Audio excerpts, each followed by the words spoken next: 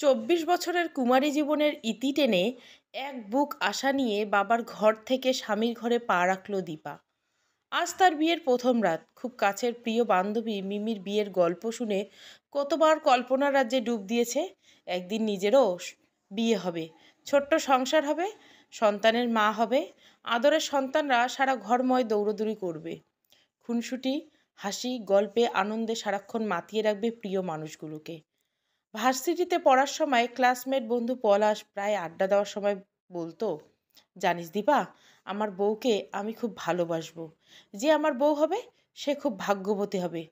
দীপা, তুই কি আমার লাইফ পার্টনার হবি? দীপা খিলখিল করে হেসে উড়িয়ে দিত।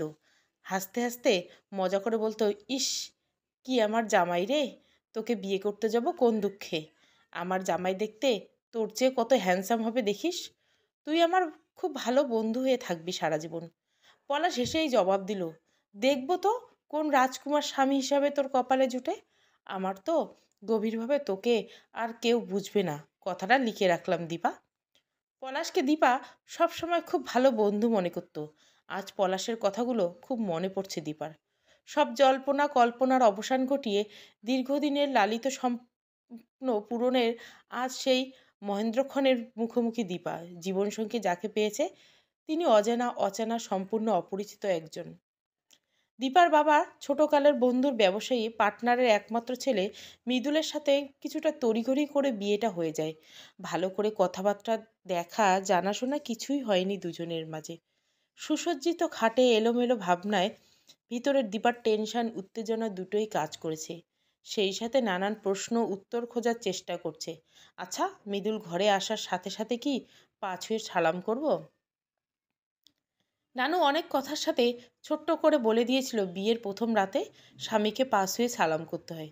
মৃদুলের কথার আওয়াজ শুনে দীপা দরজার দিকে তাকায়। মৃদুল মোবাইল পাঞ্জাবির পকেটে রাখতে রাখতে ঘরে ঢুকলো। মৃদুল খাটের পাশে রাখা ডিভানের পাশে বসলো। দীপা, আপনার সাথে আমার খুব জরুরি কথা আছে, আশা করি আপনি আমাকে হেল্প করবেন। হঠাৎ এমন কথায় দীপার ভিতর ধক করে শব্দ হলো। টেনশনের মাত্রা বেড়ে গেল। বিয়ের প্রথম রাতে বউয়ের মুখ না দেখে কি এমন জরুরি কথা বলতে চাইছে? দীপা এক পলক মৃদুলকে দেখে মাথা নিচু করে বলল, কি জরুরি কথা? দীপা, আপনি কাউকে পছন্দ করতেন? দীপা চমকে ওঠে, নিজেকে প্রশ্ন করে, উনি কি বলতে চাইছেন? চুপ থেকে আস্তে করে জবাব দিলেন, না, তেমন কাউকে পছন্দ হয়নি।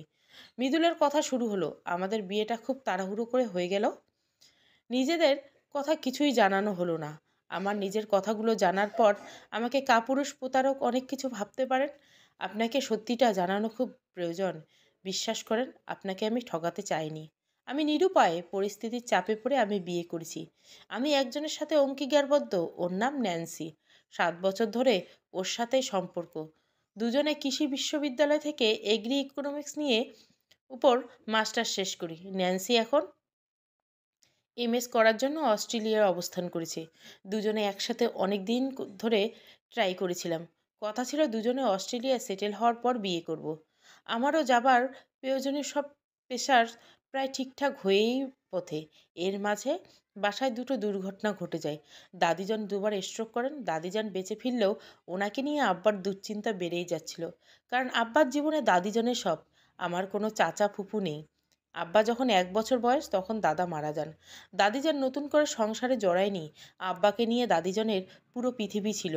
আব্বার ধ্যান জ্ঞানে শুধু দাদিজান। আব্বা দাদিজানকে সব সময় ভালো রাখার সর্বোচ্চ চেষ্টা করতেন, ছোটবেলা থেকেই তাই দেখে এসেছি। দাদিজানের স্ট্রোকের অল্প কিছুদিন পর আব্বা হার্ট অ্যাটাকের 5টা ব্লক ধরা পড়ল। ডাক্তার দুটো অপারেশন করে রিং পরানোর সিদ্ধান্ত নিলেন। আব্বা ধীরে ধীরে সুস্থ হয়ে উঠলেন। উনি সুস্থ হলেও অনেকটা পরিবর্তন হয়ে যান। চুপচাপ থাকতে পছন্দ করেন। হঠাৎ দাদিজানের শরীর আবার খারাপ হতে শুরু করে। নিউমোনিয়ার শ্বাসকষ্টজনিত কারণে হাসপাতালে ভর্তি হলে আব্বা মানসিকভাবে আরও ভেঙে পড়েন। দাদি আব্বাকে ডেকে হাত ধরে বললেন, বাবা, আমার শেষ দিন শেষ হয়ে আসতেছে। একটা ইচ্ছে, মৃদুলের বউ দেখে মরতে চাই। ঘরে বউ আনার পর যেন মৃদুল বিদেশে পড়তে যায়। এই কথা শোনার পর আব্বা কাউকে কোনো কিছু বলার সুযোগ দিলেন না। তড়িঘড়ি করে আমাকে বিয়ে করিয়ে দাদিজানের মনের ইচ্ছা পূরণ করে ওনার হুকুম পালন করলেন। আম্মা আমার পছন্দের কথাটা কিছুটা জানতেন, জেনেই বা কী করার ছিল। চোখের পলকে সব কিছু হয়ে গেল। মৃদুল কথাগুলো বলে দীর্ঘশ্বাস ছাড়ল। কিছু সময় চুপ থেকে আবারও বলল, দীপা, আমি আর ন্যান্সি দুজন দুজনকে খুব পছন্দ করি। আমি পরিস্থিতির শিকার, আপনাকে ঠকাতে চাই না। সত্যি আপনার জানা খুব দরকার ছিল। আমাকে ক্ষমা করবেন। মৃদুল কথা শেষ ওয়াশরুমে গেল। মুহূর্তের মধ্যে দীপার চোখ দুটো ঝাপসা হয়ে যায়। দীর্ঘদিনের জমানো রঙিন স্বপ্নগুলো ভেঙে চুরমার হয়ে যায়। চোখ থেকে নিঃশব্দে কয়েক ফোঁটা জল গাল বেয়ে গড়িয়ে পড়ে। হাতে রাখা টিস্যু চোখ দুটোতে চেপে ধরে অঝরে কাঁদে। মৃদুল বাথরুম থেকে বের হয়ে চোখ মুছে প্রশ্ন করে, আর কতদিন লাগবে আপনার সব কিছু গোছাতে? প্রায় 2 মাস। দীপা খাট থেকে নেমে অর্নামেন্টস খুলে মৃদুলের দিকে এগিয়ে দেয়। এগুলো ন্যান্সির জন্য রেখে দিন। মৃদুল মুখ মুছতে মুছতে বলল, অর্নামেন্টস খোলার কি খুব দরকার? পরে বা কী হবে? যার সাথে সংসার হওয়ার কথা সেই তো আমার না। মৃদুল 2 পা এগিয়ে দীপার মুখের দিকে তাকিয়ে মৃদুস্বরে বলল, এইগুলো পরে নিন। সব অর্নামেন্টস আপনার। একটা রিকোয়েস্ট রাখতে হবে। বলুন। বাড়ির মানুষগুলো যেন কোনোভাবেই দুজনের দূরত্বের কথা বুঝতে না পারে। আপনার কষ্ট হলেও দাদিজান আব্বার শরীরের দিক বিবেচনা করে সবার সাথে একটু ভালো ব্যবহার করতে হবে। দীপা মৃদুস্বরে বলল, ভিতরে পাহাড় সমান কষ্ট নিয়ে ঠোঁটে কৃত্রিম হাসি রেখে, আমি না হয় সবাইকে ভালো রাখার চেষ্টা করব, সুখে থাকার অভিনয় করব। যখন সবাই সব কিছু জানতে পারবে, তখন আপনার প্রিয় ও কাছের মানুষগুলো কতটা কষ্ট পাবে জানেন? আপনার বাবা মা, তাদের মেয়ের এত বড় ক্ষতি তারা সহ্য করতে পারবে না। এখনই সব জানাজানি হোক। দীপা, প্লিজ, আর কটা দিন সময় নিচ্ছি। আপনি হেল্প করলে আমরা দুজনেই এর সমাধান করতে পারবো। হঠাৎ ফোনের বেজে উঠল। মৃদুল ফোনের স্ক্রিনের দিকে তাকিয়ে বারান্দায় চলে গেল। দীপা শাড়ি চেঞ্জ করে ফ্রেশ হয়ে ঘুমানোর চেষ্টা করে। ঘুমহীন চোখের পাতা দুটো বারবার ভিজে ওঠে। আপনজনে বিড়বিড় করছে, জীবনে কাউকে কষ্ট দেয়নি, ঠকাইনি। বিধাতা, তুমি কেন আমার ভাগ্যটা এমন করলে? কী দোষ করেছি আমি? কিছু অমীমাংসিত প্রশ্নের উত্তর খুঁজতে খুঁজতে দীপার সাথে সাথে চোখের পাতায় ঘুম চলে আসে। সকালে সজাগ পেয়ে দীপা দেখে মৃদুল ডিভানে কাঁধ হয়ে ঘুমাচ্ছে। দীপার মাথার কাছে দাঁড়িয়ে আস্তে করে ডাকলো, মৃদুল, সকাল হয়ে গেছে। যদি আরও ঘুমাতে ইচ্ছে করে খাটে শুয়ে ঘুমান। এই মৃদুল, উঠুন। দীপা 2বার ডাকার পরেও মৃদুলের কোনো সাড়া শব্দ নেই। দীপা আস্তে করে পায়ের তলায় সুড়সুড়ি দিল কয়েকবার। মৃদুল নড়ে চড়ে চোখ মেলে দেখে দীপা তার পায়ের কাছে। শোয়া থেকে উঠে বসে, আমি ঘুমিয়েছি এই 1 ঘন্টা আগে। ন্যান্সি ফোন দিয়েছিল, ওর একটা সমস্যা চলছে। ওর রুমমেট নাইজেরিয়ান একটা মেয়ে, প্রতিদিন মদ খেয়ে রুমে ফিরে ওকে খুব ডিস্টার্ব করে। ন্যান্সি খুব ভয়ে আছে। দীপা মৃদুলের কথা থামিয়ে দিয়ে বলল, ন্যান্সির সাথে আপনার কি কথা হয়েছে তা শুনতে চাচ্ছি না, চাই না, এবং কোনোদিন চাইবো না। আপনাদের দুজনের বিষয়ে নিজেদের মাঝেই রাখলে ভালো। ঘুমোতে ইচ্ছে করলে ডিভান থেকে খাটে যান। এই জন্য ডাকছিলাম। না, আর ঘুমাবো না, ফ্রেশ হয়ে নাস্তা খেতে যাব। ঠিক আছে, আপনি আসুন, আমি যাই। দীপা ডাইনিং রুমে আসতে শাশুড়ি বলল, এই যে বৌমা, ভালোই হলো তুমি সকাল সকাল উঠেছ। তোমার দাদি শাশুড়ি বায়না ধরেছে তোমার হাতে খাবে। আমার হাতে খাবে না, তোমার শ্বশুরের হাতেও খাবে না, এমনকি শিউলি মায়ের হাতেও খাবে না। বয়স যতই বাড়ছে উনি স্বভাবে ততই ছোট বাচ্চা হয়ে যাচ্ছে। জানো, সেদিন ওনাকে চিপস কিনে দিয়েছি। চিপস ওনার খুব পছন্দ। দিবা মৃদু হেসে বলল, বেশ তো ভালো, আজ আমি দাদিজানকে খাইয়ে দিব। মা, খাবারের প্লেটটা আমায় দিন। দীপা খাবারের প্লেট নিয়ে দাদিজানের শাশুড়ির ঘরে আসলো। 75-এর বয়স্ক কামরুন্নেসা বেগম শুয়ে চোখ বন্ধ করে তাবিজ জপছে। দাদিজান, আমি দীপা, আপনার খাবার নিয়ে এসেছি। কামরুন্নেসা চোখ মেলে তাকালেন। বোন, তুই আইসস? তোর হাতে খাইতে চাইছি, মন খারাপ করিস না, তাই তো? কেন রাগ করবো দাদিজান, এ আমার সৌভাগ্য। আমার দাদি বেঁচে নাই। আজ থেকে আপনার সব কিছু আমি দেখভাল করব। আপনি শুধু বলবেন আপনার কখন কি খেতে ইচ্ছে হয়। দীপা নাস্তার প্লেট পাশে রেখে দাদি শাশুড়িকে ধরে শোয়া থেকে বসালেন। মুখ তুলে খাইয়ে দিচ্ছেন। দুজনে টুকিটাকি কথা বলছেন। মৃদুল খাবার টেবিলে কাউকে না পেয়ে চেয়ার টেনে বসতে বসতে মাকে ডাক দিল, মা, নাস্তা দাও। মৃদুলের মা কিচেন থেকে হটপট হাতে করে টেবিলের সামনে দাঁড়ায়। বৌমাকে নিয়ে খেতে বস, মায়ের ঘরে আছে। তোর দাদি বায়না ধরেছে দীপার হাতে খাবে। মৃদুল দাদির ঘরে উকি দিয়ে বলল, দুই সই বেশ জমিয়ে গল্প করছো, দেখতে দারুণ লাগছে। মৃদুলের কথাটা শেষ করে আর চোখে দীপার দিকে তাকাতে দুজনের চোখাচোখি হলো। দাদি, তোমার খাওয়া হয়েছে? হয়েছে ভাই, খুব তৃপ্তি নিয়ে খাইলাম। আয় ভাই, তুই আমার কাছে বয় একটু। মৃদুলের দাদির গা ঘেঁষে বসলো। কামরুন্নেসা দীপার ডান হাতটি নিজের হাতের ভিতরে রেখে দিল। দীপা, আমার মৃদুল দাদাভাই খুব ভালো মনের মানুষ, খুব নরম মনের। দেখিস তোকে খুব ভালোবাসবে। ছোট থাকতে ও আমার গলা জড়িয়ে ঘুমাতো। কতবার যে নিজ হাতে ওষুধ খাইয়ে দিছে, মশারি টাঙায় দিছে। তুই আমার নাতনিটাকে বেশি করে সেবা যত্ন করবি। দীপার চোখ দুটো তন্মল, মাথা নিচু করে আছে। মৃদুলের দৃষ্টি দীপার সিক্ত চোখ দুটোকে এড়িয়ে যেতে পারেননি। প্রসঙ্গ এড়ানোর জন্য মৃদুল তাড়াতাড়ি বলল, দাদিজান, তোমার নাত বউকে নিয়ে নাস্তা করে আসি। দীপা, চলো, মা অপেক্ষা করছে। দীপা নিজেকে কোনো রকমের সংযত করে বলল, দাদি, এখন কোনো ওষুধ খেতে হবে? এই যে ওষুধের বাক্স কাছেই আছে, একটু পর খেয়ে নিব, তোরা খেতে যা। দীপা শাশুড়ি মৃদুলের সাথে খেতে বসেছে। দীপা কোনো কিছু খেতে ইচ্ছা করছে না। পানি নিয়ে একটু খাবার কোনো রকম গিলে নেয়। মাথা উঁচু করে কারো দিকে ভালো করে তাকাতে পারছে না। চোখ দুটো বারবার ঝাপসা হয়ে আসছে। মৃদুল খাওয়ার ফাঁকে দীপাকে খুব খেয়াল করছে।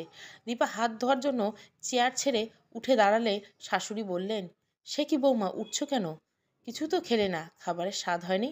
না মা, আমার পেট ভরে গেছে। সকালে এত খাবার খেতে পারি না, রান্না খুব মজা হয়েছে। মৃদুল তড়িঘড়ি করে দীপার দিকে তাকিয়ে বলল, মা, দীপারটা আমাকে দাও, আমি খেলেই ওর খাওয়া হবে। তুই থাম, আমি বৌমার সাথে কথা বলছি। দীপা মৃদুলের দিকে না তাকিয়ে শাশুড়ির দিকে ফিরে বলল, মা, চা বানিয়ে নিয়ে আসি? শিউলির মা খুব ভালো চা বানায়, বানিয়ে রেখেছে। তোমার কিছু করতে হবে না মা, তুমি হাত ধুয়ে আমার কাছে এসো, অনেক কথা আছে। দীপা হাত ধুয়ে শাশুড়ির কাছে বসে। শিউলির মা মগ ভর্তি চা দীপার সামনে দিয়ে হেসে বলল, মামি, আমার হাতের চা খাইয়ে দেখেন। দীপা কিছু না বলে শুধু মুচকি হাসলো। শাশুড়ি হাত ধুয়ে বসতে বসতে বলল, বৌমা, কয়েকদিন শাড়ি পরে থাকবে, সাথে হালকা অর্নামেন্টস পরবে, এক্ষুনি সালোয়ার কামিজ পরার দরকার নেই। দীপা মাথা নিচু করে চুপচাপ কথাগুলো শুনেই যাচ্ছে। মৃদুলের দিকে ফিরে উনি বললেন, শোনো, দুপুরে তোমাদের দুজনের দাওয়াত আছে, তোর নাজনীন খালার বাসায়। তারা স্বামী স্ত্রী দুজনেই আমেরিকায় মেয়ের কাছে চলে যাচ্ছে। বৌভাতের অনুষ্ঠানে তারা থাকতে পারবে না, তাই খুব সকালবেলা ফোন দিয়ে দাওয়াত দিল। মণি দুই বাচ্চা জামাই সহ কামরুন্নেসা বেগমের কাছ থেকে বিদায় নিয়ে ডাইনিং রুমে আসলো। সবাইকে একসাথে দেখে বলল, তোমাদের এখনো খাওয়া হয়নি? শাশুড়ি বউয়ের এত কি গল্প? তোরা কি এখনই বেরোচ্ছিস? মৃদুলের মা বললেন, কিছু করার নেই, আমার অফিস, ভনি রনির স্কুল খোলা, সামনে ওদের এক্সাম, জামিলেরটা তো বাদেই দিলাম, অনেক ঝামেলা, সামনে বৌভাতের অনুষ্ঠান, তো আবার আসবো। মণি দীপার কাঁধে হাত রেখে বলল, ভাবি, তুমি সৌভাগ্যবতী, এমন নির্ভেজাল সোনার সংসার পেয়েছো। এই বাড়ির প্রত্যেকটা মানুষ তোমাকে ভালোবাসবে, তুমি তাদের ভালো রাখার চেষ্টা করো। দীপা শুধু বলল, মাঝে মাঝে জামাই মেয়ে দুটোকে নিয়ে এ বাড়িতে সবার সাথে কাটিয়ে গেলে খুব খুশি হব। দীপার কথা শুনে সবাই হাসলো। মৃদুল ঘুরে ফিরে দীপাকেই দেখছে। দীপা বুঝতে পেরেছে একবারও মৃদুলের দিকে তাকায়নি। রনি ভনি মৃদুলের দুপাশে দাঁড়িয়ে বলল, মামা, তোমার হলুদ বৌভাতের অনুষ্ঠানে আমরা কিন্তু অনেক দামি লেহেঙ্গা আর শাড়ি পরবো। ক্যাটলগ দেখে পছন্দ করে তোমাকে লেহেঙ্গার ডিজাইন পাঠাবো, শাড়িটা মা পছন্দ করে কিনে দিবে। মৃদুলের টুইন ভাগ্নিদের মাথায় হাত বুলিয়ে বলল, ওকে মাই ডিয়ার রনি ভনি, তোমাদের ইচ্ছে আমার ইচ্ছে, ভালোভাবে পরীক্ষা শেষ করো। মনি 5 মিনিট কথা বলে বিদায় নিয়ে চলে গেল। মৃদুল নিজের রুমে এসে ল্যাপটপ নিয়ে বসে আছে। দীপা দাদি শাশুড়ির ঘরে যায় গল্প করার জন্য। কিছু কথা বলে কিচেনে আসে শাশুড়ির কাজে হেল্প করার জন্য। শাশুড়ি দীপাকে দেখেই বলল, দুদিন এই ঘরে আসার দরকার নেই, মৃদুলের সাথে গল্প করো, যা কাজ আছে শিউলির মাকে নিয়ে শেষ করতে পারবো। দীপার চোখ দুটো আবারও ছলছল, কোনো কথা মুখ থেকে বেরোচ্ছে না, চুপ করে দরজার সামনে দাঁড়িয়ে আছে। বিড়বিড় করে বলছে, মা, কি করে বলি, আপনার ছেলে যে আমার না, সব কিছু পেয়েও হারাতে হবে সব কিছু। দীপা, যাও, দাওয়াতের জন্য রেডি হও। শাশুড়ির কথা শুনে চমকে ওঠে দীপা। জি মা, যাচ্ছি। দীপা শাওয়ার নিয়ে বাথরুম থেকে বের হলো। পরনে হালকা পার্পেল রঙের সুতি শাড়ি। মৃদুল খাটে শুয়ে এফবিতে চোখ বুলাচ্ছে। দীপা ভেজা চুলগুলো মুছে টাওয়াল বারান্দা মেলে দিয়ে ঘরে আসার সময় দেখলো মৃদুল বারান্দার দিকে তাকিয়ে আছে। দীপা চোখে চোখ পড়তে আবার মোবাইলের দিকে চোখ ফিরিয়ে নেয়। দীপা ড্রেসিং টেবিলের সামনে ছোট্ট টুলে বসে ভেজা চুলগুলো নেড়েচেড়ে শুকাচ্ছে। দুজনে চুপচাপ, কারো মুখে কোনো কথা নেই। দীপা আধ শুকানো চুলগুলি আশ্রে পিঠে ছেড়ে রাখলো। দীপা হাত দিয়ে ইঙ্গিত করে বলল, এই দিকটা পশ্চিম দিক, তাই না? এদিকে নামাজ পড়ে। মৃদুল মোবাইল রেখে বলল, এটাই পশ্চিম দিক। দীপা উজু করে জন্য বাথরুমে গেল। মৃদুল মোবাইল চার্জে দিয়ে জায়নামাজ পশ্চিম দিকে বিছিয়ে রাখলো। দীপা বের হয়ে অবাক চোখে বলল, কি দরকার ছিল? আমি বিছিয়ে নিতাম। দরকার আছে তাই দিলাম।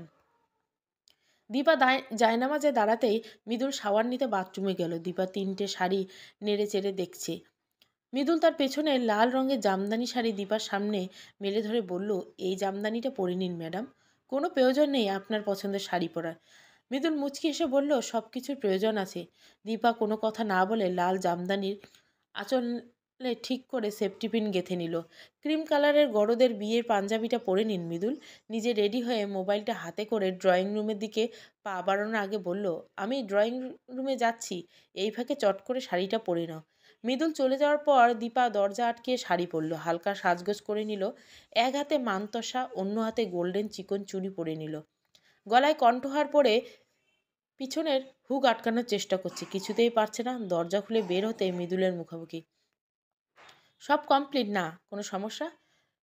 চেনের পিছনের হুক লাগানো যাচ্ছে না, মায়ের ঘর থেকে আসছি। সামনে একটা আস্ত মানুষ থাকতে কষ্ট করে মায়ের ঘরে যাওয়ার প্রয়োজন নেই। দীপা বলল, প্রয়োজন আছে? কোনো প্রয়োজন নেই, মা নামাজে দাঁড়িয়েছে। দীপা ঘরে আসতে মৃদুল পিছন দিক থেকে চেনের হুক আটকে দিল। দীপা ড্রেসিং টেবিলের সামনে দাঁড়িয়ে দেখছে। মৃদুল পেছন থেকে বলল, দেখো ঠিক আছে কিনা। ঠিক আছে। মৃদুল সামনে এসে দীপাকে ভালো করে দেখছে। শাড়ির কুচি দিকে চোখ যেতেই বলল, দাঁড়াও, শাড়ির ভাঁজের কারণে একটা কুচি অসমান হচ্ছে। মৃদুল নিচু হয়ে প্রত্যেকটা কুচি সমান করে দিচ্ছে, আর দীপা মুগ্ধ হয়ে মৃদুলের দিকে তাকিয়ে আছে। মৃদুল উঠে দাঁড়াতেই দীপা আয়নার দিকে মুখ ঘুরিয়ে রাখে। মৃদুল বলল, চলো এবার বের হই। দীপা ছোট্ট পার্সে মোবাইল নিয়ে মৃদুলের পিছন পিছন যাচ্ছে। ডাইনিং রুমে আসতেই দেখতে পেল শাশুড়ি, দাদি শাশুড়ি বসে আছে। মৃদুলের মা বললেন, 4 কেজি দই মিষ্টি নিয়ে যাইস, খালি হাতে আবার দাওয়াত খেয়ে আসিস না। না মা, আমার মনে আছে মিষ্টি নিতে হবে। দেখো বউ, আমার নাত বৌমাকে পরীর মতো লাগতেছে, দোয়া করি আল্লাহ তোদের সবসময় সুখে রাখুক। দীপা দাদি শাশুড়িকে পা ছুঁয়ে সালাম করে শাশুড়িকে সালাম করার জন্য মাথা নোয়াতে শাশুড়ি দীপার হাত দুটো ধরে বুকের কাছে নিয়ে বলল, সালাম লাগবে না, আল্লাহ সবসময় তোমাদের সহায় হোক। মা, দাদি যান, আসছি বলে মৃদুল দীপাকে নিয়ে বাসা থেকে বের হলো। 10 মিনিট হাঁটার পর তাই রাস্তার কার্নিশ ধরে হেঁটে যাচ্ছে। মৃদুলের হাতে রাখা মোবাইল হঠাৎ বেজে উঠল। স্ক্রিনের দিকে তাকিয়ে দীপার দিকে তাকায় মৃদুল। মোবাইল বেজেই যাচ্ছে। দীপা বলল, ন্যান্সির কল। রিসিভ করুন। কেটে যাবে তো? মৃদা বলল, সমস্যা নেই, ও আবার কল করবে। রাস্তায় কি কথা বলবো? কল কেটে গিয়ে আবারও বেজে যাচ্ছে। মৃদুল কল রিসিভ করে বলল, ন্যান্সি, আমি পথে আসি, বাসায় ফিরে তোমাকে কল ব্যাক করব। ফোনের ওপাশ থেকে ন্যান্সি শুধু বলল, আমি খুব অসুস্থ। মৃদুল জিজ্ঞাসা করার আগে কল কেটে গেল। খাওয়ার পর্ব শেষ করে মৃদুল দীপা ডাইনিং রুমে গল্প করতে বসলো। মৃদুলের ইচ্ছে 5-10 মিনিট কথা বলে দীপাকে নিয়ে বের হয়ে আসবে। মৃদুলের মায়ের খালাতো বোন নাজনীন চৌধুরী দীপাকে ডেকে ওনার বেডরুমে খাটে বসালেন। ওনার শ্বশুরবাড়ির এক ঘটনা দিয়ে কথা শুরু করলেন। বিয়ের পর গ্রামে ওনার শ্বশুরবাড়িতে কাটানো দিনগুলো স্মৃতির চারণ করেছে। দীপা মুগ্ধ হয়ে শুনছে। হাসির কথা শুনলে হেসে কুটি কুটি হচ্ছে। দীপার খুব ভালো লাগছে। সময় কিভাবে চলে যাচ্ছে দীপা টেরেই পারছে না। মৃদুলের গল্প শুনতে ভাল লাগছে না। দুবার এসে দীপাকে নিঃশব্দে ইঙ্গিত দিয়ে বুঝিয়ে গেছে ডাইনিং রুমে চলে আসার জন্য। দীপা বুঝেও না বোঝার ভান করতে থাকে। মৃদুল তার খালাকে খুব ভয় পায়। দীপাকে নিয়ে এক্ষুনি চলে আসার কথা বলে নির্ঘাত ধমক শুনতে হবে। তাই কিছুটা অস্থির লাগছে। মৃদুলের অস্থির লাগছে। মনে মনে দীপাকে বকা দিচ্ছে, এই গাদিটা কি বুঝে না কেন আমি ডাকছি? নিজে তো কিছুই বোঝে না, আমি দুবার ইশারা দিলাম সেটাও বুঝে না। মৃদুল আবার বেডরুমে আসে। নাজনীন চৌধুরী তার নিজের কথায় রেস ধরে আওয়াজ তুলে হাসছে। মৃদুলকে দেখে বলল, তুই আমার সিক্রেট কথা শুনে কি করবি? আমাদের মেয়েদের গল্প চলছে, ড্রয়িং রুমে যা, তোর খালুর কাছ থেকে হাদিস শোন গিয়ে। মৃদুল বলল, খালা আজ চলে যাই, অন্য দিন আসবো। রাতে খাবার খেয়ে তারপর যাবি। তোদের বাড়ি 500 মাইল দূরে না, বুঝলি? তোর বেশি কাজ থাকলে তুই চলে যা, দীপা থাকুক। খাবারের সময় হলে আসিস, খেয়ে দীপাকে নিয়ে যাবি। এখন খুব ইন্টারেস্টিং গল্প চলছে, দীপাকে কোনোভাবেই ছাড়া যাবে না। দীপা মৃদুলের অসহায় মুখের দিকে তাকিয়ে মাথা নিচু করে মুচকে হাসছে। মৃদুল আবার শান্ত স্বরে বলল, খালা বুঝোই তো, এখন বাসায় অনেক কাজ, কাছের লোকজন আসবে বাড়ির বউ দেখার জন্য, দীপাকে এখানে সবার প্রয়োজন। নাজনীন চৌধুরী হাসতে হাসতে বলে, তোর যে বেশি প্রয়োজন সেটা বলছিস না কেন? সেটা বুঝলেই তো দুজনকে আটকে রাখতে না। কথাটা বলে মৃদুল দীপার দিকে তাকিয়ে হাসলো। নাজনীন চৌধুরী খাট থেকে দেওয়ালে ক্যাবিনেট খুলে দুটো প্যাকেট বের করলো। একটা প্যাকেট দীপার হাতে, অন্যটা মৃদুলের হাতে। তাকে ব্লেজার খুব সুন্দর দেখায়, ব্লেজারের কাপড় কিনে দিলাম, বানিয়ে নিস, শীতে পরবি। মৃদুল একগাল হাসি দিয়ে বলল, খুব ভালো। বানানোর খরচাটা কবে দিবা খালা? তুই আগে বানাতে দে, তারপর দেখছি। নাজনীন চৌধুরী আবার খাটের কোনায় দীপার কাছে বসলো। কালো মসলিন শাড়ির জমিনে পাড়ে আর আঁচলে গোল্ডেন সুতার ভরাট কাজ। শাড়িটা তোমার পছন্দ হবে কিনা জানি না, আমার খুব পছন্দ হয়েছে। দীপা খালা শাশুড়ির কাঁধে হাত রেখে বলল, খালা আম্মা, শাড়িটা যেমনই হোক, যে দামেই হোক কিনেন না কেন, আপনার ভালোবাসা মিশ্রিত এই উপহার আমার কাছে অনেক মূল্যবান। কথাটা শেষ করে দীপা মাথা নুইয়ে হাত বাড়িয়ে সালাম করতে নিলে খালা শাশুড়ি দীপাকে বুকে মিশিয়ে নেয়। অন্তরটা ভরে গেল মা, দোয়া করি সুখী হও, জীবনে অসফলতা আসুক। খালা খালুকে সালাম দিয়ে দোয়া চেয়ে তাদের বাসা থেকে বিদায় নিয়ে বাসা থেকে বের হলো মৃদুল দীপা। দুজনে পাশাপাশি হেঁটে সামনের দিকে এগিয়ে যাচ্ছে। মৃদুল দীপার হাত থেকে শাড়ির প্যাকেটটা নিজের কাছে দিল। এখন হাঁটতে সহজ হবে। সন্ধ্যা হতে এখনো প্রায় 1 ঘন্টা বাকি। সময়টা দুজনের কাজে লাগাতে পারি। দীপা বলল, কিভাবে? কাছে ছোট্ট একটা লেক আছে, ঠিক লেক বলা যাবে না, খালের মতো কিছু একটা। বেশ নোংরা থাকতো। সিটি কর্পোরেশনের লোকজন সময় দৃষ্টি দিলে খালটিতে নতুনত্ব আসে। এখন পানি স্বচ্ছ টলমল। কিছু গাছপালা আছে, সবার বসার জায়গাও আছে। পাশেই খোলার মাঠ, ঝালমুড়ি, ফুচকা, চটপটি সবই পাবেন। বিকেলের প্রকৃতি হিমেল হাওয়া খানিকটা প্রশান্তি পেতে অনেকে এখানে আসে। মা দাদিজানকে নিয়ে হাঁটতে প্রায় এখানে আসেন। কথা বলতে বলতে লেকের কাছে চলে আসলো মৃদুল। দীপা চারপাশটা দেখেই বলল, পরিবেশ মন্দ নয়। কি খাবে, চটপটি না ফুচকা? কিছুই না। মৃদুল আঙ্গুল দেখিয়ে বলল, চলো ওই জায়গাটায় বসি। দীপা কথা না বলে বাসা বসার জায়গায় এগিয়ে যাচ্ছে। পিছনে পিছনে মৃদুল হাঁটছে। দুজনের দূরত্ব দেখেই পাশাপাশি বসছে। চুপচাপ কিছু সময় চলে যায়। হঠাৎ দীপা শান্ত গলায় বলল, কিছু কথা ছিল, বলো। নারী পুরুষ একে অপরের পরিপূরক, একজন ছাড়া অন্যজন পরিপূর্ণ না। প্রত্যেকে চায় একজন মনের মতো জীবনসঙ্গী আসবে, যে কিনা হবে অনেক বেশি নির্ভরতা, বিশ্বাসতার আর ভালোবাসার। আমি স্বপ্ন দেখেছি, এমনটা প্রত্যাশা করেছি। প্রত্যাশা আর প্রাপ্তির মিল হলেও আমি কিছু দিন পর সব কিছু হারাতে হবে। অযথা কেন মিছে মায়া ভালোবাসায় জড়িয়ে নিচ্ছেন, আবেগ স্রোতে ভাসাচ্ছেন? আমার যে কতখানি কষ্ট হচ্ছে এবং পরে অনেক বেশি কষ্ট হবে, সেটা বোঝেন আপনি? দীপার কথাগুলো মনোযোগ দিয়ে শুনল মৃদুল। এরপর বলল, দীপা, আমি সব কিছু স্বাচ্ছন্দ্যতা পছন্দ করি, মানবিক মানুষের শ্রদ্ধা করি, ভালোবাসি, নিজেও মানবিক হওয়ার চেষ্টা করি। কতটা পারি জানি না, ভুল ত্রুটি সবার জীবনে থাকে। আমার জীবনে যা ঘটেছে তার সব কিছু তোমাকে বলছি। বিয়ের পর স্ত্রীর ভরণপোষণ, মানসিক শারীরিক সুস্থতা, সব দিক সাপোর্ট দেওয়া, তাকে সবসময় ভালো রাখা, হাসি খুশি রাখা, সুখে রাখা একজন স্বামীর দায়িত্ব, কর্তব্য। ন্যান্সি আর আমার সম্পর্ক গোপন রেখে স্বামীর অধিকার নিয়ে শারীরিক সম্পর্ক স্থাপন করলে ভালো হতো। ধর্মীয় সামাজিক রীতির তুমি তো আমার বৈধ স্ত্রী, আমাদের বন্ধন পবিত্র, তোমার উপর আমার পূর্ণ অধিকার আছে। বলো ঠিক কি না? অস্ট্রেলিয়া গিয়ে ন্যান্সিকে বিয়ে করে তোমাকে জানালে, অথবা তোমাকে না জানিয়ে ওইখান থেকে বিচ্ছেদ ঘটালে তুমি কতটা আঘাত পেতে বলো? এই শখ কিভাবে কাটিয়ে উঠতে? তুমি তো কোনো দোষ করনি। আমি কেন তোমার সারা জীবনের কান্না হয়ে বেঁচে থাকবো? আমি কেন তোমার দীর্ঘশ্বাস হব?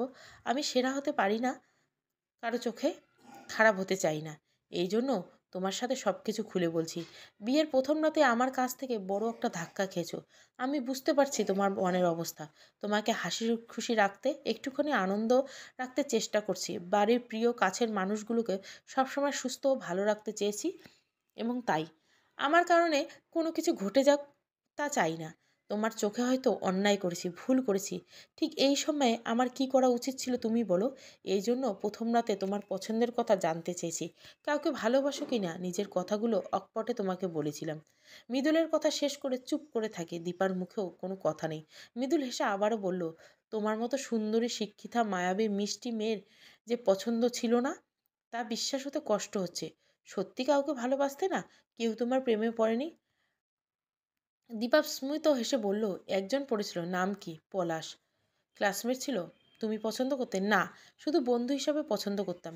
দীপা খোলা আকাশের অস্তগামী সূর্যের রক্তিম আভার দিকে দৃষ্টি দিয়ে বলল, এখন একজনের প্রেমে পড়েছি। কার বলবো না। ঠিক আছে, শুনতে চাই না। বাদামওয়ালাকে দেখে মৃদুল জিজ্ঞাসা করলো, বাদাম খাবে? দীপা না সূচক মাথা নাড়ালো। মাগরিবের আজান দিবে, চলুন এবার উঠি। দীপা কথাটা বলে উঠে দাঁড়ালো। দুজনে নিঃশব্দে হাঁটছে। মসজিদ থেকে মাগরিবের সুমধুর আজান সুর ভেসে আসে কানে।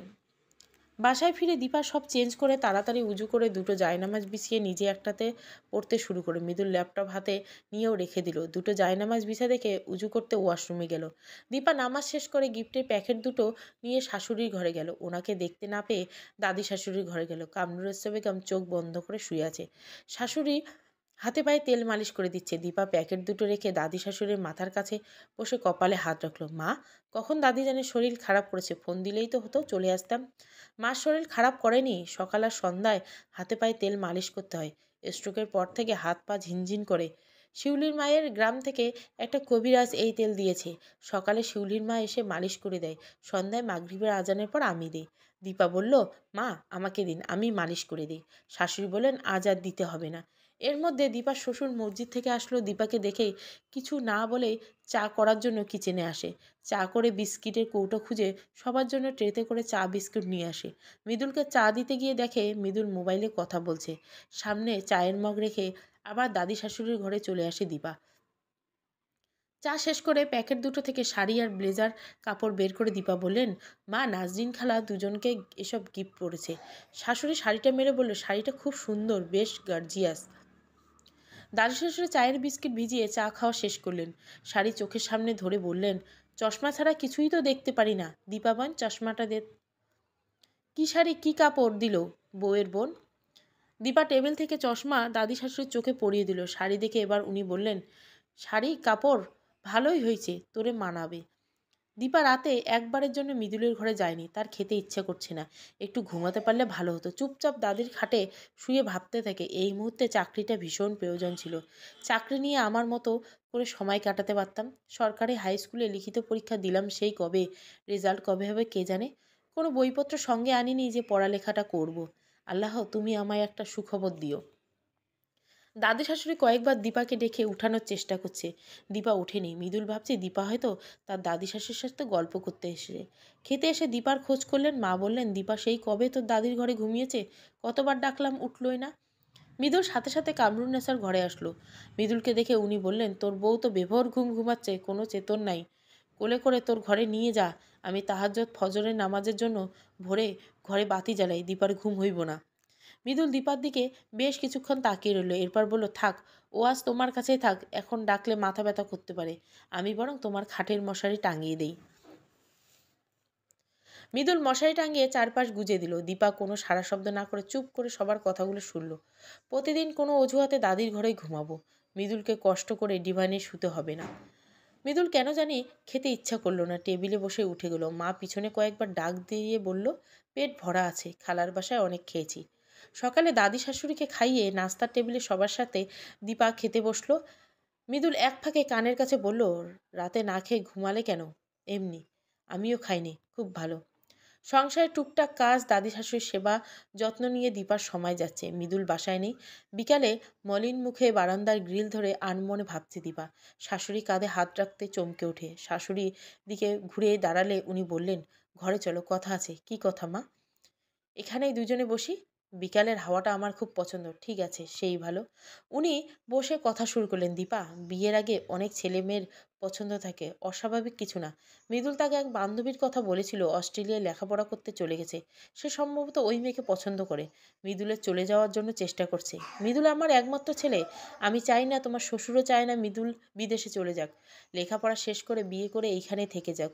মা বাবা জন্য অনেক টাকা পয়সা পাঠাক। ব্যস্ততার জন্য মা বাবাকে ভুলে যাও। আমার খালি ঘর পড়ে থাকি। আমার এত টাকা খ্যাতির দরকার নেই, যতটুকু আছে তা নিয়েই ভালো আছি। একটা ইচ্ছে, মরার পর ছেলেটা যেন মা বাবা তার দাদির লাশ কাঁধে নিয়ে কবরে শোয়, নামাজে পড়ে সবার জন্য দোয়া করে। তুমি কোনো মতে ওকে বিদেশে যেতে দিও না। ওর মাথা থেকে বিদেশের ভূতটা দূর করো। ধর্মীয় এবং আইন অনুযায়ী তুমি ওর স্ত্রী, তুমি বর্তমান, তুমি ভবিষ্যৎ, তুমি তোমার মায়া আদর ভালোবাসার বন্ধনে আটকে রাখো।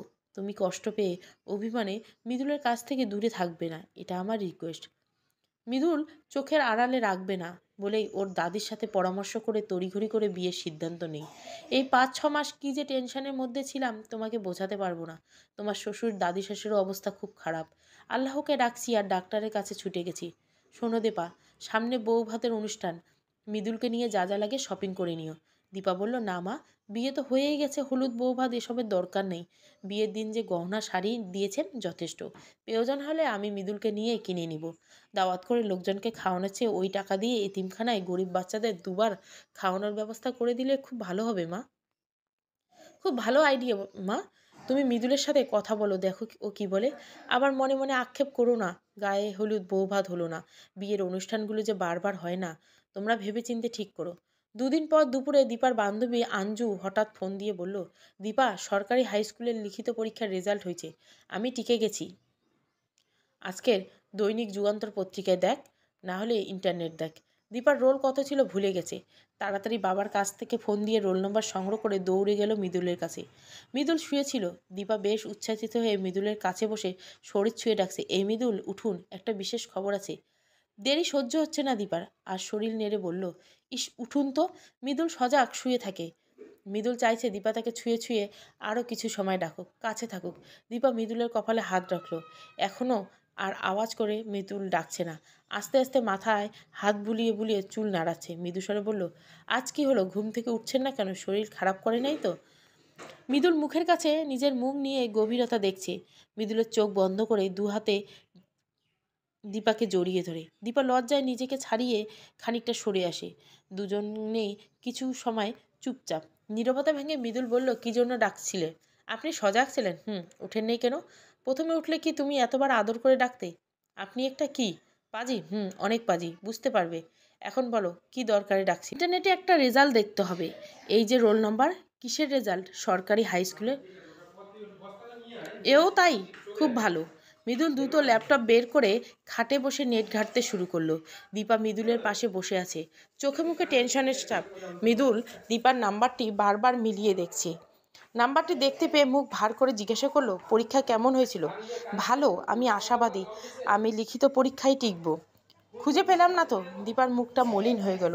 চুপচাপ বসে থাকে। মৃদুল ল্যাপটপ বন্ধ করে চলে যায় ফ্রিজের কাছে। ছোট্ট প্লেটে দুটো মিষ্টি নিয়ে দীপার কাছে আসে। হা করো, তোমাকে মিষ্টি খাইয়ে সুখবরটা দিব। দীপা চোখ বন্ধ করে হা করে। মৃদুল দীপার মুখে অর্ধেক মিষ্টি পুড়ে দিয়ে দুটো চোখের পাতায় আলতো করে অধর ছুঁয়ে দেয়। দীপা চোখ খুলে প্লেট থেকে বাকি অর্ধেক মিষ্টিটা মৃদুলের মুখে তুলে ধরতে মৃদুল দীপার হাত ধরে মিষ্টি মুখে নেয়। মৃদুল দীপা দুজনের সুখবরটা বাসার সবাইকে জানায়। শ্বশুর শাশুড়ি খুশি হন। সবাই একসাথে খাওয়া দাওয়া শেষ করে দীপা দাদি শাশুড়িকে ওষুধ খাইয়ে নিজের ঘরে আসলো। মৃদুলের হাতে মোবাইল নেই, টিভি ছেড়ে শুয়ে গান শুনছে। দীপা খানিকটা অবাক হলো, জিজ্ঞাসা করলো, ন্যান্সি কেমন আছে? অনেকদিন কথা হয় না। আপনার বিয়ের কথা জানে? কি কথা হয়েছে চ্যাটে দেখো। মৃদুল ইনবক্স ওপেন করে মোবাইল দীপার হাতে দিল। দীপা সব পড়েছে। ন্যান্সি, আমার কোনো কিছু তোমার অজানা নয়। নিজের কথা, পরিবারের কথা, আজ পর্যন্ত কোনো কিছুই গোপন করিনি। দুজনের বন্ধুত্বের সম্পর্ক থেকে একে অপরের প্রতি দুর্বল হয়েছি। দুজন দুজনকে ভালোবেসেছি। প্রতিষ্ঠিত হয়ে বিয়ে করার সিদ্ধান্ত নেই। তুই তো জানিস দাদিজান প্রায় অসুস্থ থাকে। দাদি হঠাৎ খুব অসুস্থ হয়ে যায়। দাদির ইচ্ছে পূরণ করতে গিয়ে বাবা আমাকে বিয়ে করানোর সিদ্ধান্ত নেয়। আমি গতকাল বিয়ে করেছি মৃদুল। অভিনন্দন। জন্ম মৃত্যু বিয়ে সৃষ্টিকর্তার হাতে। বিধাতা হয়তো দুজনের মিল করাবেন না, তাই পড়ার সুবাদে দুজন অনেক দূরে আছি। আমি ভাগ্যে খুব বিশ্বাস করি মৃদুল। আমরা দুজন যথেষ্ট অ্যাডাল্ট। টিনেজার্স বয়সটা পার করে এসেছি। একটা বয়সে মনে হতো আজও এই ভালোবাসার মানুষকে বিয়ে করে ফেলি। বড় হয়েছি, বাস্তবতা শিখেছি, স্বপ্ন দেখেছি জীবনে অনেক বড় কিছু হব, প্রতিষ্ঠিত হতে হবে বুঝতে শিখেছি। আবেগ প্রাধান্য দিলে, বাবা মার অবাধ্য হলে প্রেমে পড়ার প্রথমেই বিয়ে করতে ফেলতাম। আমি আর দেশে আসবো না মৃদুল। আমি ছাড়া তো আব্বু আম্মুর কেউ নেই। আব্বুর অবসর গেলে দুজনে আমার কাছে নিয়ে আসবো। আমার খুব কান্না পাচ্ছে মৃদুল, খুব কান্না পাচ্ছে। ভালো থাকিস, রাখছি, নান্সি। দীপা নান্সির মেসেজ পড়ে চুপ হয়ে যায়। মৃদুল আর কোনো কথাই জিজ্ঞাসা করে না। মৃদুলের চোখ বন্ধ করে শুয়ে থাকে। দিবা বাসায় ফোন করে মা বাবাকে তার রেজাল্ট জানায়। বাসার সবার সাথে কথা বলল। মৃদুলের ঘুমাতে দেখে দীপার দাদি শাশুড়ি ঘরে গেল। চুলে তেল দিয়ে পাকা চুলে বেনুনি করে নিল। কামরুনেসা বেগম বললেন, কতদিন বাইরে যাই না। দীপা বলল, দাদিজান চলেন, আপনাকে বাইরে থেকে ঘুরিয়ে আনি। দীপা কামরুনেসা বেগমের হাত ধরে আস্তে আস্তে কিছু সময় হেঁটে চিপসের প্যাকেট নিয়ে বাসায় আসলো। সন্ধ্যায় দীপা চা বানিয়ে মৃদুলের খোঁজ করছে। বাসায় ছিল, এখন আর কোথাও খুঁজে পাচ্ছে না। ফোন দিবে মোবাইল হাতে নিতেই মৃদুলের নাম্বার স্ক্রিনে ভেসে উঠল। তাড়াতাড়ি কল রিসিভ করতে মৃদুল বলল, দ্রুত ছাদে আছো। ঠিক আছে, আসছি। দীপা ছাড়া চুল আশ্রয় খোপা করে 2 মগ চা হাতে ছাদে আসলো। চায়ের মগ এগিয়ে দিল। দুজনে চা শেষ করলো। দীপা মগ দুটো পাশে রেখে আকাশের দিকে তাকিয়ে আছে। মৃদুল দীপার গা ঘেঁষে দাঁড়ায়। মৃদুলের ডান হাতে দীপাকে নিজের কাছে টানলো। দীপা মৃদুলের কাছে কাঁধে মাথা রেখে চুপ করে আছে। দুজনে চুপচাপ। বেশ কিছু সময় পর নীরবতা কেটে অসমিম নীরবতা। মৃদুল শান্ত স্বরে বলল, দীপা, আমি অস্ট্রেলিয়া যাচ্ছি না। তোমাকে, মা, বাবা, দাদিজানকে ছেড়ে আমি থাকতে পারবো না। এই মানুষগুলো ছাড়া আমি ভালো থাকবো না। দীপা ছাড়া মৃদুল অসম্পূর্ণ। দুজনে পুরোদমে লেখাপড়া শুরু করব। দেশের থেকে, প্রিয় মানুষগুলোর থেকে অনেক ভালো কিছু করব। দীপা আবেগপ্লুত হয়ে বলল, তুমি শুধুই আমার, আর কারো না। সমাপ্ত। গল্পটা ভালো লাগলে অবশ্যই লাইক, শেয়ার এবং সাবস্ক্রাইব করবেন। Thank you for watching.